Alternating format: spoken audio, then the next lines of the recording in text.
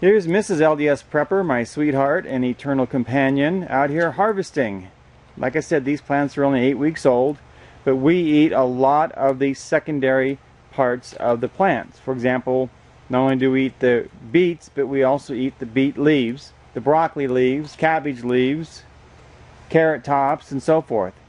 There is substantially more food available from your garden than just the fruit itself.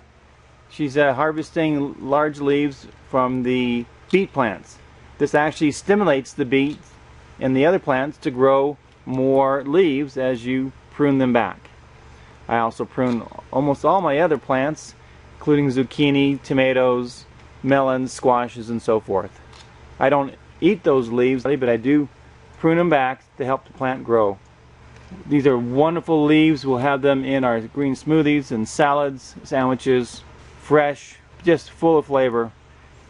I don't know if I would eat the secondary parts of plants from the grocery store because they may not have much flavor because they have probably little nutrients. But here, when we're giving them the Mittleider weekly feed, and the plant is full of nutrients, every part of it is wonderful to eat.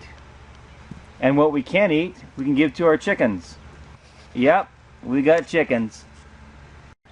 She's just going down the row, continuing to prune the plants, stimulate growth, and provide food for us. A lot of people, as a matter of fact most people, would be waiting for the broccoli head to show up or the cabbage head to show up before they start eating off their plants. We're pretty spoiled with inexpensive food here in the United States, and we forget the importance of eating secondary parts of plants. Look at that beautiful leaf. Even though we're not done harvesting from all the plants, we're done harvesting. It's more than what we need for the day, probably for the rest of the week. So she'll come out later on, probably next week, and harvest from the cabbage. That's how you get full value out of your garden.